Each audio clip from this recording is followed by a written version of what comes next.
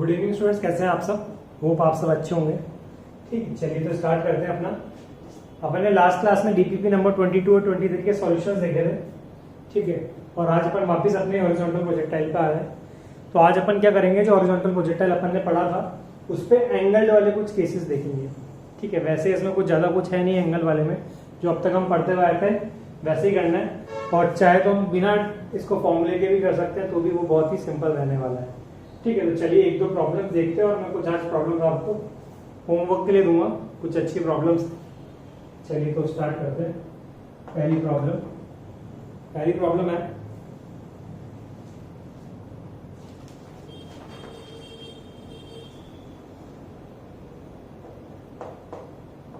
a ball is thrown from the top of a tower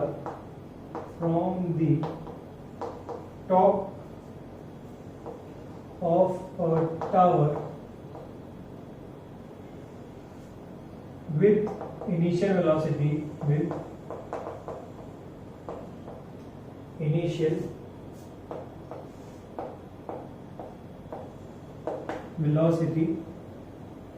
of 10 meter per second, full stop, 10 meter second, at an angle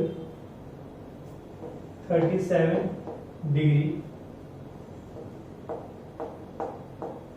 above the horizontal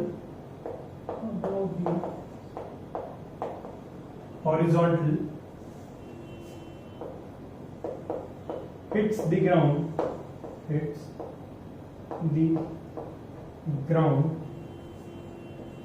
at a distance 16 meter from the base of the tower,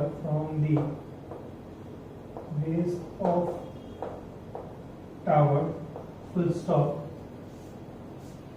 Calculate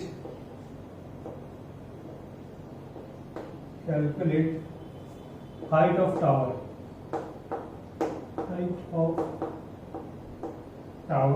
full stop। और g की जो value हमको given है that is 10 metre पर second square. ये हमको problem दी हुई है। चलिए तो इसको एनालाइज कर लेते हैं। हमको क्या बोला गया कि बॉल है, मैं दूसरी चौक भी ले लेता हूँ।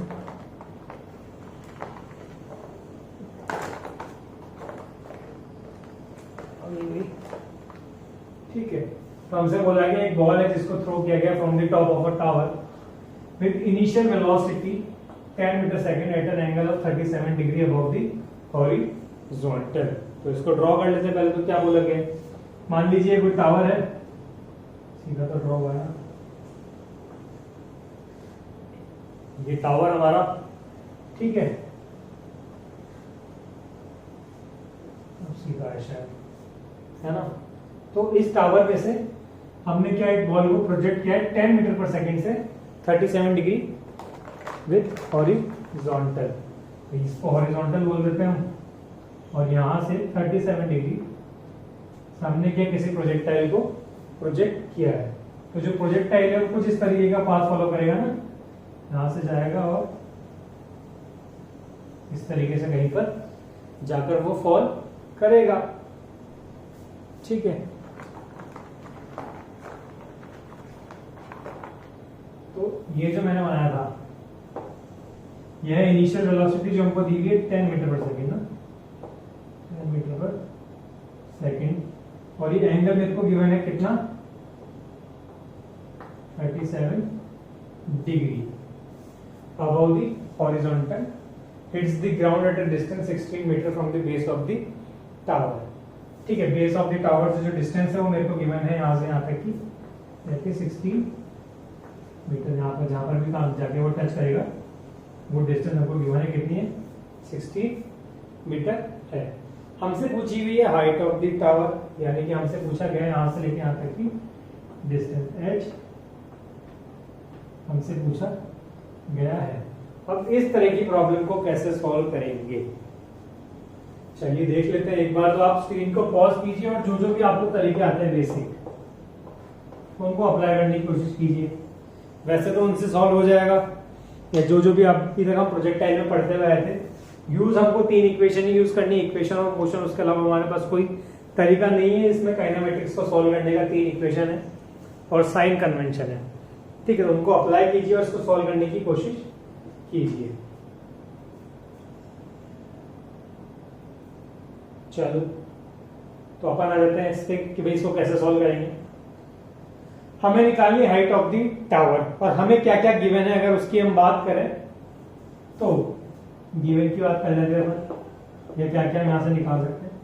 तो हमको इनिशियल वेलोसिटी दी है u, हमको गिवन है कितना 10 मीटर पर सेकंड। यहां से ux निकाला जा सकता है और uy निकाला जा सकता है, ठीक है। अब एंगल दिया है sin 37, यानी कि कोई ट्रायंगल है मेरे पास, ठीक है। इसका एंगल दिया हुआ है 37 डिग्री। तो वैल्यूज क्या क्या होंगी वो मैं लिख देता हूं आपको ताकि प्रॉब्लम ना हो। अगर कोई ट्रायंगल है जिसका 37 डिग्री का है तो उसका हाइपोटेनस 5 होगा, ठीक है, जिसका बेस 4 होगा और जिसका परपेंडिकुलर 3 होगा। अब इजीली सॉल्व कर सकते हैं आप। तो यूएक्स की वैल्यू की अगर बात करें अपन, ठीक है, कभी कभी 37 की तरह 53 डिग्री भी दे सकता है। तो 37 के सामने 53 डिग्री और ये 90 डिग्री। याद करने के लिए आसानी रहेगी। मैं इसको थोड़ा एक बार बड़ा करके आपको समझा देता हूँ। ये एंगल बहुत ही ज्यादा बार पूछा जाता है sin 37, ठीक है। तो इसको याद रख लेना है, घोट घोट के पी जाना 37 एंगल या 53 एंगल। ये 37 डिग्री, इसके सामने होगा 53 डिग्री, क्यों 90 माइनस थीटा है ना, और ये 90 डिग्री। तो याद करने का सिंपल तरीका कि जहां पर 53 है तो 53 5 हाइपोटेनस पे चला जाएगा और 3 उसके पास वाले पे चला जाएगा। अगर 53 को देख के काम करें, अगर 53 को देख के काम करें तो 5 तो उसका हाइपोटेनस होगा और 3 उसका बेस होगा। किस केस में, अगर मैं ट्रायंगल को किस तरीके से लूं, इस तरीके से कि मेरे को एंगल 53 दे दिया है तो 5 का हाइपोटेनस होना है हमेशा, हमेशा क्या होना है 5, और 53 का बेस 3 होगा और इसका बेस कितना होगा 4 होगा। और हमें ये भी याद है कि 3 4 5 क्या है, ट्रिपलेट्स हैं, है ना। चलो यहां से हमारे पास कैसे भी कर लो, ये क्या आने वाला है 5 3 4, जहां पे 37 होगा उसके साथ उसका हाइपोटेनस क्या होगा 5, और 7 में से 3 माइनस करोगे तो क्या बचेगा 4, वो क्या होगा बेस। तो कैसे भी आप याद कर सकते हैं, याद करने का तरीके हैं ये, ठीक है। चलिए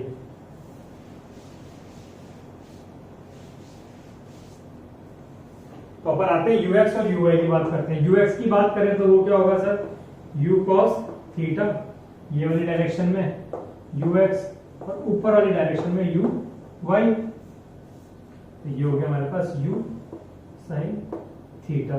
थीटा की अगर वैल्यू की बात करें तो 37 दिया हुआ है तो यू कॉस 37 डिग्री, और इसकी बात करें तो u sine 37 degree. Values put करते हैं तो यू की वैल्यू 10, cos 37 क्या होगा, cos 37 क्या होगा सर, cos 40 मतलब 4/5 होगा, तो 10 into 4/5, ठीक है। जगह नहीं है तो इसको मैं थोड़ा ऊपर लिख देता हूँ, कितना होगा, ये हो जाएगा 8 मीटर पर सेकेंड, सॉरी।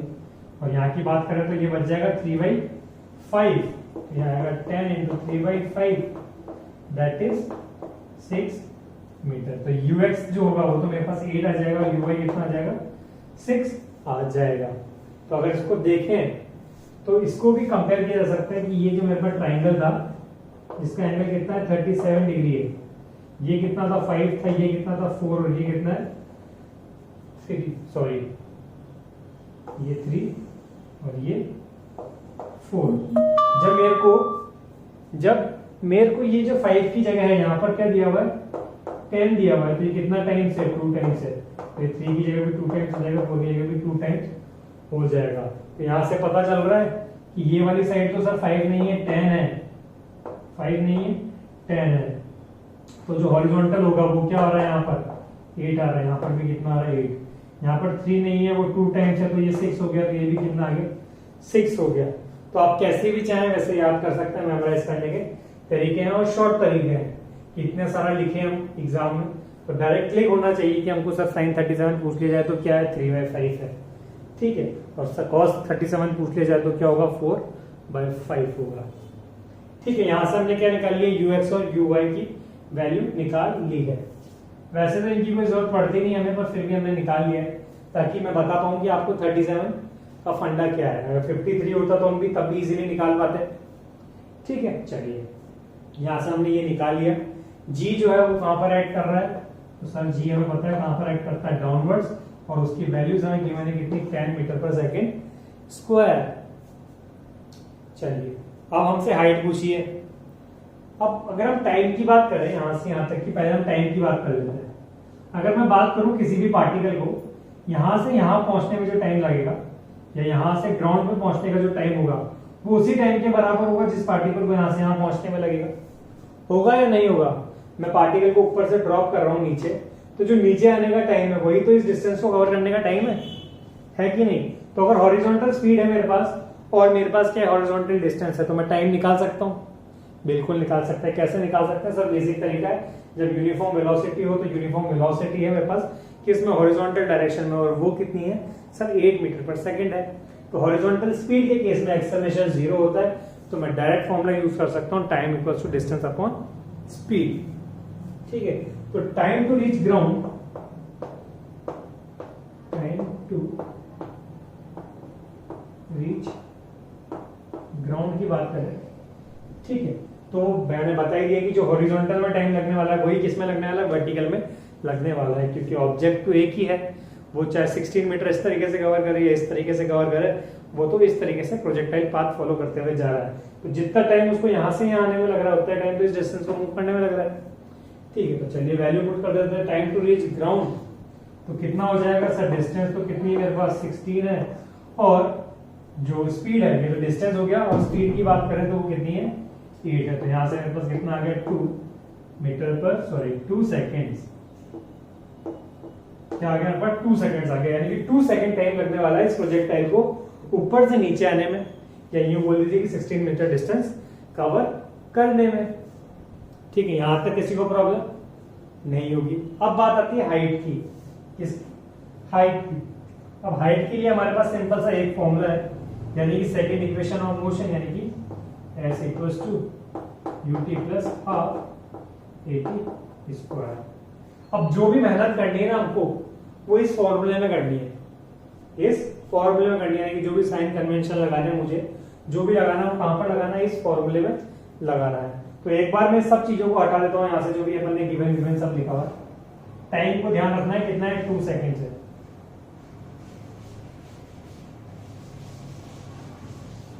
ठीक है। तो मैं इसको यहां पर लिख देता हूं। टाइम जो हमारे पास आया था t आया था मेरे पास 2 सेकेंड, यानी टाइम ऑफ फ्लाइट जो मैंने पार्टिकल का था वो कितना था 2 सेकेंड था। अब मैं निकाल रहा हूं क्या हाइट, और हाइट के लिए हमने क्या यूज किया second equation of motion. Second equation of motion मुंह पे जुबानी याद होनी चाहिए, ठीक है। सेकंड इक्वेशन क्या, तीनों इक्वेशन ऑफ मोशन हमें क्या है मुंह पर याद रहनी चाहिए। चलिए पुट कर देते हैं। अगर डिस्टेंस की बात करें तो क्योंकि मेरा पॉइंट ऑफ प्रोजेक्शन कहां है ऊपर है, तो उससे नीचे वाली जो भी वैल्यूज होंगी वो क्या होंगी नेगेटिव होंगी। तो हाइट की अगर बात करें तो वो क्या हो जाने वाला है -h पुट कर दिया इसकी जगह, इक्वल्स टू। स्पीड की बात करें तो वो कौन सी आनी है, वो आएगी uy, कौन सी आने वाली है uy, और टाइम कितना था 2 सेकेंड, तो t आ गया 2 सेकेंड। प्लस की जगह मैं डायरेक्ट माइनस पुट कर रहा हूं, क्यों, क्योंकि g है वो कहां पर ऐड कर रहा है, नीचे की तरफ ऐड करेगा, तो माइनस हाफ g t का स्क्वायर। uy क्यों नहीं लिया नेगेटिव, क्योंकि uy का है ऊपर की तरफ, तो वो क्या है पॉजिटिव है। चलिए तो सारी वैल्यूज पुट कर देते हैं एक बार। -h को हमने मतलब डिस्टेंस को हमने, जो हाइट थी उसको -h लिया। uy की बात करें तो uy कितना है हमारे पास सर 6 मीटर पर सेकेंड है, तो ये 6 मैंने यहाँ पे पुट कर दिया, इनटू टाइम कितना आया था 2 सेकेंड, माइनस हाफ g की वैल्यू कितनी गिवन है 10 गिवन है, और टाइम कितना गिवन है 2 का स्क्वायर गिवन है। तो क्या क्या कैंसिल आउट हो रहा है इस 2 से, ये पावर गया, यहाँ पर क्या आया 6 2 12, और यहाँ पर क्या आएगा 20 माइनस h। यहाँ पर जो भी आंसर आएगा वो नेगेटिव में आएगा, नेगेटिव से नेगेटिव कैंसिल आउट हो जाएगा। तो मेरे पास जो फाइनल वैल्यू आएगी वो h की कितनी आएगी, 20 में से 12 गया तो 8 मीटर। ये मेरे पास क्या आ गया है, फाइनल आंसर आ गया है। तो आपको समझ में आ गया किस तरीके से इस प्रॉब्लम को सॉल्व किया जा सकता है। अपन ने कोई फॉर्मूला यूज नहीं करा है यहाँ पर, अपन ने जो बेसिक अपन को तरीका आता था उसी से अपन ने इसको सॉल्व किया है। ठीक है, अपन को इसमें ना तो यूएक्स पूछा था ना यूआई पूछा था, यूआई की जरूरत थी अपन को। ठीक है, पर कैसे निकाला वो हमने देख लिया। टाइम ऑफ फ्लाइट हमने निकाल लिया। और भी कुछ पूछता हमसे, यहाँ पे पूछ लेता कि यहाँ पर कितना एंगल बनाएगा किसी टाइम 1 सेकेंड पे, तो वो भी हम निकाल सकते थे। t = 1 सेकेंड पे कितना एंगल बनाएगा, या जब वो यहाँ पे ग्राउंड पे टच करेगा तो कितना एंगल बनाएगा हॉरिजॉन्टल के साथ, तो वो सब हम निकाल सकते हैं इजीली सी। ठीक है, बेसिक चीज जो है इन प्रॉब्लम्स में, अगर प्रोजेक्टाइल के बारे में बात करें, फॉर्मूले वही लगने हैं जो हमने पहले पढ़े, या इक्वेशन ऑफ मोशन लगनी है। हमें सिर्फ चीजें निकालनी है, क्या कि इनिशियल वेलोसिटी पता हो, हाइट पता हो, रेंज पता हो और टाइम पता हो, तो फिर दुनिया की कोई सी भी चीज हो हम सब निकाल सकते हैं। और वो भी नहीं निकाल रहा है तो हमें क्या पता होना चाहिए, एक यू पता होना चाहिए और एक थीटा पता होना चाहिए, है ना। फिर तो हम सर कुछ भी निकाल लेंगे, टाइम ऑफ फ्लाइट निकाल लेंगे, हाइट निकाल लेंगे, रेंज निकाल लेंगे, जो हमसे बोलेगा वो सब निकाल लेंगे, क्योंकि हमें फॉर्मूले तो सभी पता है ना। यू थीटा पता हो गया तो मैं हॉरिजॉन्टल की स्पीड निकाल सकता हूँ, वर्टिकल की स्पीड निकाल सकता हूँ। जी तो मेरे पास हमेशा से गिवन है, कोई दे चाहे ना दे, वो तो मुझे याद है कितनी है कि 10 मीटर पर सेकेंड स्क्वायर। अगर दे दिया तो वेल एंड गुड, नहीं दिए तो मैं अपनी तरफ से अज्यूम कर लूंगा 10 मीटर पर सेकेंड स्क्वायर। हाँ, अगर प्रॉब्लम में कुछ इस तरीके से दिया है कि वो 9.8 से डिविजिबल है, कोई वैल्यू या पॉइंट्स में दिए, तो मैं वहां पर सोच सकता हूँ कि मैं 9.8 मीटर पर सेकेंड पुट कर देता हूँ। तो ये एक प्रॉब्लम है। ठीक है, इसी पे एक प्रॉब्लम है जो मैं होमवर्क पे दे रहा हूँ। चलिए देखते हैं क्या प्रॉब्लम है। नोट कर लिया होगा सभी ने।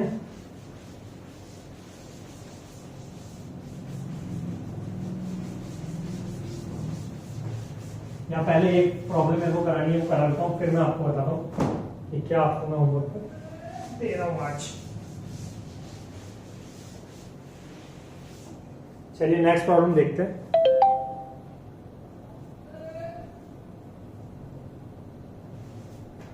लिखिएगा एग्जाम्पल,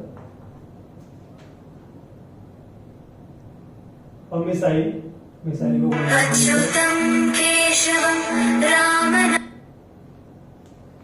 चलो, तो अपन बात कर रहे थे न्यूमेरिकल की। यहाँ पे क्या कर रहे हैं अपन, एक प्रॉब्लम है, तो मिसाइल दी हुई मुझे, तो उसका नाम देता हूँ मैं, पृथ्वी मिसाइल या अग्नि मिसाइल, जो भी आपको नाम दे रहा हूँ जो भी अच्छा लगे।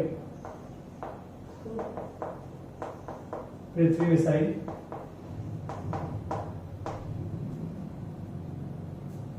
is fired to destroy an enemy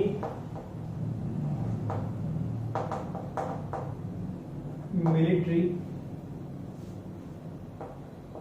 base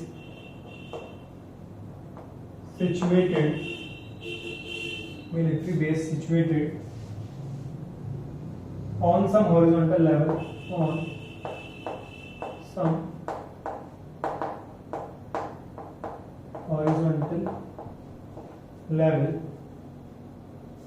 situated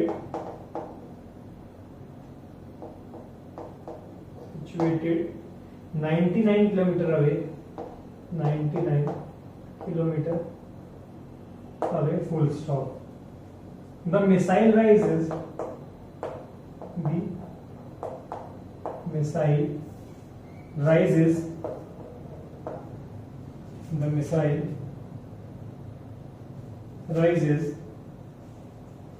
vertically. The missile rises vertically for 1 kilometer, and then for the remainder of flight, and then for the remainder of flight it follows parabolic path. It follows parabolic path.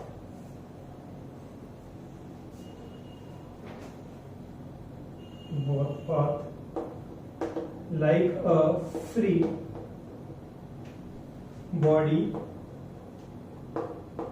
under gravity at an angle of 45 degree. At an angle of 45 degree. Full stop. Calculate its velocity at beginning of parabolic path. T at beginning of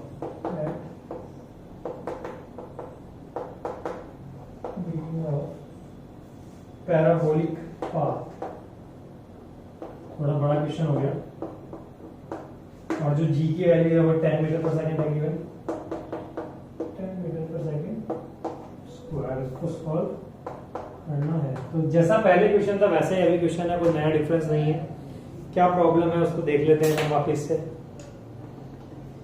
वही काम करना है आपको। पहले तो diagram draw कीजिए। सबसे basic चीज है कि जो जो भी हमको नॉलेज गिवन है उसका हमें क्या डायग्राम ड्रॉ करना है। तो क्या क्या दिया हुआ है, ये एक मिसाइल है जिसको हमने नाम दे दिया पृथ्वी, और ये क्या कर रहा है, इस fire to destroy enemy military base situated on some horizontal level situated 99 kilometre away, यानी कि जहां से ही मैंने इसको फायर किया है वहां से 99 किलोमीटर अवे है।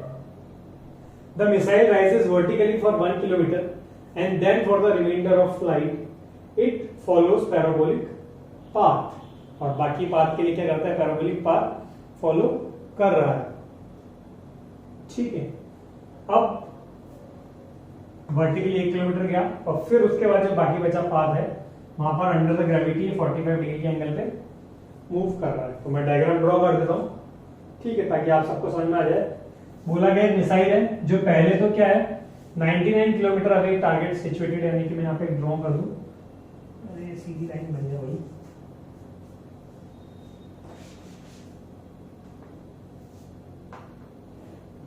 ठीक है, तो 90 किलोमीटर 99 किलोमीटर सॉरी, ये आ गया हमारे पास 99 किलोमीटर की डिस्टेंस पे कोई अपना टारगेट सिचुएटेड है। ठीक है, अब इस टारगेट पे हमको मिसाइल चलानी है। तो जो हमने मिसाइल चलाई है पृथ्वी मिसाइल, वो वर्टिकली 1 किलोमीटर ऊपर जा रही है। ये वर्टिकली 1 किलोमीटर से ऊपर गई और उसके बाद किसी एंगल 45 डिग्री पे, किसी एंगल 45 डिग्री का पैराबोलिक पाथ बना रही है कुछ इस तरीके से। कुछ इस तरीके से ये प्रॉब्लम हमारे पास है। ठीक है, तो प्रॉब्लम देख के थोड़ा अजीब सा लगता है कि सर पता नहीं क्या ही दे दिया है, पर जब इसको ड्रॉ कर लेंगे तो हमें समझ आ जाता है कि सर प्रॉब्लम तो वही थी जो हम आज तक करते हुए आए थे, और ये हमको दिया है 45 डिग्री, और ये जो डिस्टेंस है ये मेरे को दी हुई कितनी 1 किलोमीटर है ना, ये 1 किलोमीटर, और यहां से लेके यहां तक की जो टोटल डिस्टेंस है वो कितनी है 99 किलोमीटर।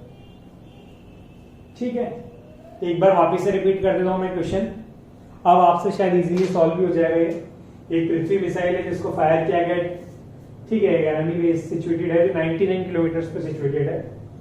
ठीक है, ऑन सम हॉरिजॉन्टल लेवल, किसी हॉरिजॉन्टल लेवल पे सिचुएटेड है। ठीक है, 99 किलोमीटर। जो मिसाइल है वो पहले 1 किलोमीटर वर्टिकली अपवर्ड जाती है। ठीक है, और उसके बाद जो बाकी बची फ्लाइट है, ठीक है, उसमें एक पैराबोलिक पाथ को फॉलो कर रही है। जो पैराबोलिक पाथ है वो कैसा है, फ्री बॉडी अंडर ग्रेविटी जैसा, फ्री बॉडी अंडर ग्रेविटी जैसा। ठीक है, और किस एंगल पे 45 डिग्री पे, 45 डिग्री के एंगल पे मूव कर रहा है। Calculate its velocity at the beginning of parabolic path. तो जब पैराबोलिक पाथ स्टार्ट हुआ इस टाइम पर इसकी वेलोसिटी क्या है ये हमको बतानी है, यानी कि यहां पर ये जो u रहा है इसका वो हमको फाइंड करना है। क्या फाइंड करना है, जो u उसके पास इनिशियल वेलोसिटी रही होगी, ये u ये हमको फाइंड करना है। अब कैसे करेंगे थोड़ा दिमाग लगाइए, वैसे लगाने की कोई जरूरत नहीं है क्योंकि सिंपल सा इस टाइप की प्रॉब्लम कर भी चुके हैं, कोई दिक्कत वाली बात नहीं है। तो पहला काम तो टाइम ऑफ फ्लाइट निकालना है, वो तो सिंपल सा काम है। जैसे हमने प्रीवियस प्रॉब्लम में देखा था कि टाइम ऑफ फ्लाइट तो क्या होता है सर, यहाँ से यहाँ जाने का टाइम लो चाहे यहाँ से यहाँ जाने का लो, सब क्या टाइम बराबर होने वाला है। तो अगर इस पॉइंट पे मैं टाइम ऑफ फ्लाइट किया, इस टाइम पे वर्टिकल वेलोसिटी की बात करूं तो होगा u cos 45 और इधर बात करेंगे तो होगा u sin 45 और cos 45 या sin 45 की बात की जाए तो उसकी वैल्यू कितनी होती है 1/√2। ठीक है, यहां तक तो किसी को कोई प्रॉब्लम नहीं है। 99 किलोमीटर है, ये भी किलोमीटर है, तो ये तो मैं देख के पता चल रहा है कि यहाँ पे क्या होना है, कन्वर्जन होना है। ठीक है, तो कन्वर्जन कर लेते हैं या डायरेक्ट में करके दिखा देता हूँ। यहाँ पे टाइम निकाल देते हैं। तो टाइम क्या होना है, डिस्टेंस अपॉन स्पीड। डिस्टेंस है 99 किलोमीटर, 99 किलोमीटर को मीटर में करेंगे तो 1 किलोमीटर 10⁻³ मीटर। स्पीड की बात करें तो हॉरिजॉन्टल स्पीड कितनी है, u cos 45। u हमको नहीं पता तो कोई बात नहीं, u हमने एज इट इज छोड़ दिया। cos 45 हमें पता है तो अभी हम फिलहाल के लिए एंगल डाल के छोड़ देते हैं। यहां तक तो सब हो गया टाइम ऑफ फ्लाइट। अब क्या करें, तो चलो अब वर्टिकल पे आ जाते हैं वापस से। ठीक है, जैसे पहले वाला क्वेश्चन किया था वैसे वैसे ही कर रहे हैं, अपन को नया नहीं कर रहे हैं। ठीक है, पहले तो हमने टाइम निकाला था, फिर हम हाइट पर आ गए थे। इस बार हमारा हाइट गिवन है ना। चलो तो वर्टिकल पर आ जाते हैं, डायरेक्ट पुट कर रहा हूं। अगर मैं हाइट की बात करूं तो -1 होगा, नहीं होगा। हाइट की अगर बात करें तो -1 यानी कि 10⁻³ यानी कि -1 इनकी 10⁻³ यूजिंग सेकंड इक्वेशन में यहाँ पे लिख देता हूँ, यूजिंग सेकंड इक्वेशन। तो ये हाइट हो गई। फिर क्या आएगा सर, वर्टिकल स्पीड आएगी u है ना। u क्या है सर, u sin 45। तो u sin 45 इंटू टाइम, तो इसको बाद में पुट कर देंगे अपन। ठीक है, -1/2। g की वैल्यू कितनी है 10 है कि नहीं है, तो g की वैल्यू पुट कर देते हैं 10 और टाइम कितना है t²। ये भी इसको चलने देते हैं। ठीक है, अब क्या कर सकते हैं, अब क्या करते हैं अपन, जो टाइम की वैल्यू है उसको आप पुट करते हैं अपन, उसको आप पुट करते हैं। तो जब टाइम की वैल्यू पुट करेंगे अपन तो हमारे पास क्या बचेगा, सिर्फ एक कांस्टेंट बचेगा, जो क्या होगा u बचेगा। क्या बचेगा, u बचेगा, क्योंकि यहाँ पर भी sin 45 आएगा और यहाँ पर भी cos 45 आएगा, जिनकी वैल्यू हम जानते हैं, और जिसकी नहीं जानते हैं वो है u। तो एक वेरिएबल यहाँ पर रह जाएगा, एक वेरिएबल एक इक्वेशन, और उसको हम इजीली सॉल्व कर सकते हैं। चलिए तो उस पर आ जाते हैं। तो मैं वैल्यूज पुट करता हूँ। तो -1 × 10⁻³ equals to u sin 45। Time की जगह मैं ये वैल्यू पुट कर देता हूँ 99 × 10⁻³ अपॉन u cos 45 को इसके नीचे लिख देता हूँ मैं, u cos 45, क्योंकि 1045 बन जाएगा, u से u कैंसिल आउट हो जाएगा। आगे -1/2, g की जगह 10 और t² की जगह वापस से वैल्यू पुट करनी है, that is 99 × 10⁻³ upon u² cos² 45 और इसको ऊपर से अलग से स्क्वायर। वैसे तो पूरे का स्क्वायर होता पर मैंने नीचे अलग से स्क्वायर लिख दिया है। ठीक है, चलो तो थोड़ा मैं ऊपर का इरेज कर देता हूं ताकि अपने को प्रॉब्लम ना सॉल्व करने में।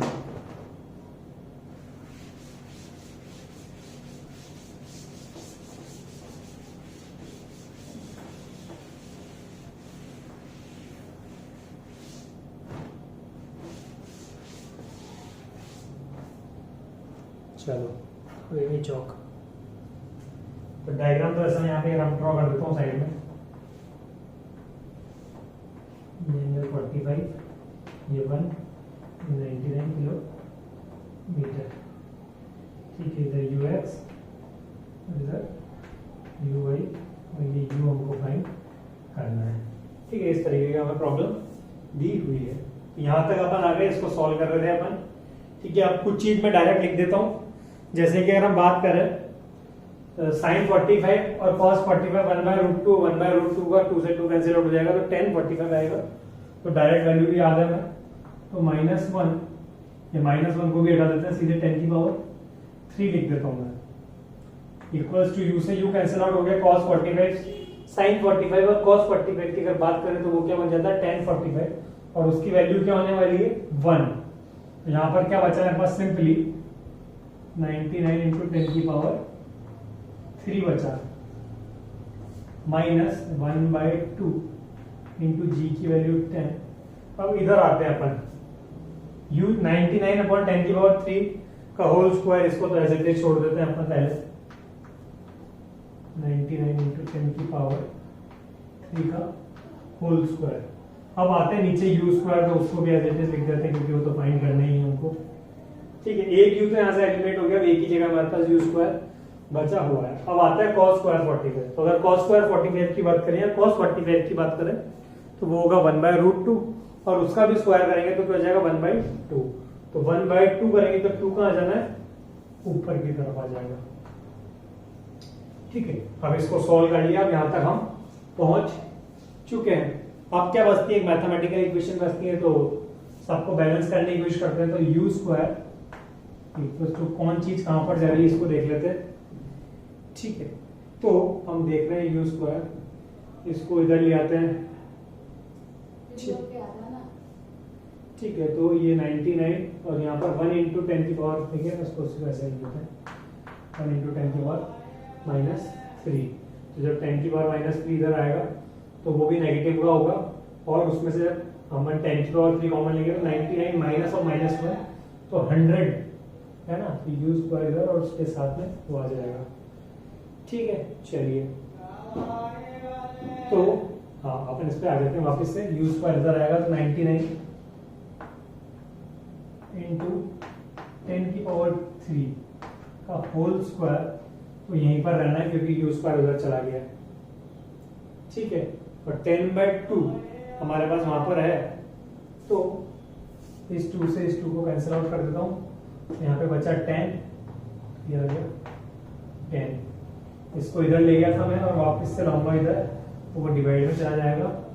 दैट इज 100 इंटू 10 की पावर 3। यहां तक सबको समझ में आया। एक बार वापस समझा देता हूं मैंने यहाँ पर क्या क्या है। पहले मैंने बीच की 1-2 स्टेप खा गया हूं मैं। ठीक है, पहले बता देता हूं।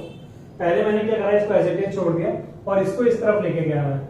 ठीक है, तो -1 इंटू 10 की पावर 3 इंटू 99 माइनस 10 की पावर, मतलब 99 इंटू 10 की पावर माइनस इंटू 3। तो ये जब इधर जाएगा तो -1 इंटू 10 की पावर 3 और -99 इंटू 10 की पावर 3। तो 10 की पावर 3 तो कॉमन आ जाएगा, बचेगा क्या -1 -99। तो माइनस माइनस का हो जाएगा प्लस, यहाँ पर आएगा -100। ठीक है, फिर ये u भी मैं उस तरफ ले गया, यहाँ से तो कुछ बचा ही नहीं, यहाँ पे सिर्फ माइनस का साइन बचेगा और इधर ही माइनस का साइन होगा, वो आपस में कैंसिल आउट हो जाएगा। तो u को उधर लेके जाऊंगा तो यहाँ पर इंटू u आ जाएगा, इधर बचेगा ये 10 इंटू 999 इंटू 10 की पावर 3 का होल स्क्वायर। ठीक है, तो ये जो वैल्यू है इसको मैं कहाँ ले आया हूँ, नीचे लेकर आ गया हूँ। ठीक है, तो ये बीच की एक स्टेप थी जो मैंने यहाँ से गायब कर दिया। ठीक है, और इतनी स्टेप तो आप भी गायब करते होंगे मैथ्स में, इतनी तो डायरेक्ट चलता है। ठीक है, अब इसको सॉल्व करना है, तो सॉल्व की तरफ चलते हैं। तो अगर देखें इससे, तो ये कैंसिल आउट हो गया, यहाँ बचेगा लगभग 10 की पावर 4 है ना। तो u equals to under root में ले लेते हैं सब कुछ। तो 99 इंटू 10 की पावर 3 को तो शायद मेरे को लेने की जरूरत भी नहीं पड़ेगी रूट में, है ना। इसको थोड़ा ऑलरेडी कर लेते हैं अपन। तो जब मैं इसके ऊपर स्क्वायर लगाऊंगा तो ये 2 से तो पावर कटी जाएगी, तो यहाँ बचेगा 99 इंटू 10 की पावर 3। 0 से 0 कैंसिल हो गया, 10 की पावर 3 इंटू 10 क्या होगा, 10 की पावर 4 क्या होगा, 10 की पावर 4। और 10 की पावर 4 को वैसे ही मैं कुछ बाहर निकालूंगा तो यहाँ बच जाएगा मेरे पास 10 की पावर 2, यही बचेगा। चेक कर लेना कैलकुलेट करके, और 10 की पावर 2 भी ऊपर से कैंसिल आउट हो जाएगा, मेरे पास बचेगा लास्ट में 990 मीटर पर सेकेंड। समझ में आया सभी को किस तरीके से प्रॉब्लम सॉल्व करी? यानी काम हमने वही करा जो प्रीवियस वाली प्रॉब्लम में किया था। ठीक है, जो जो गिवन था उसको पुट करते चले गए और हमने प्रॉब्लम सॉल्व कर ली। देख लो एक बार। ठीक है, क्योंकि जब भी ये इस टाइप के क्वेश्चन आएंगे ये दो इक्वेशन बननी ही बननी है, क्योंकि टाइम आप इजीली निकाल पाओगे हॉरिजॉन्टल से। और सेकंड इक्वेशन में जब मैंने करवाया था आपको तो मैंने बताया था कि जो सेकंड इक्वेशन है उसी से या तो टाइम निकलेगा या उसी से हाइट निकलेगी, या कुछ भी अगर हमको नहीं मिल रहा है तो वो कहां से मिलना है, सेकंड इक्वेशन से मिलना है, जब हमने इसको डिस्कस किया था, है ना, एंगल वाले को। तो अभी तो मैंने ऊपर वाला कराया, नीचे वाला नहीं कराया, अब आपको ट्राई करना है। नहीं आएगा तो आप मेरे से पूछ सकते हो, क्योंकि वो भी सम सिमिलर ही रहने वाला है, उसमें सिर्फ जो डिफरेंस आएगा वो किसका आएगा, साइन कन्वेंशन का आएगा। ठीक है, चलिए, तो जो मुझे प्रॉब्लम देनी थी वो मैं प्रॉब्लम देता हूं आपको, उनको ट्राई कीजिएगा।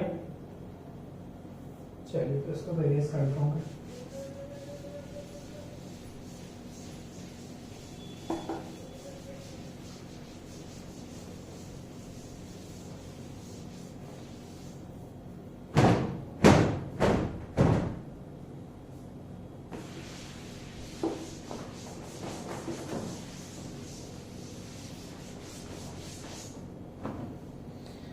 चलो, प्रॉब्लम देता हूं मैं।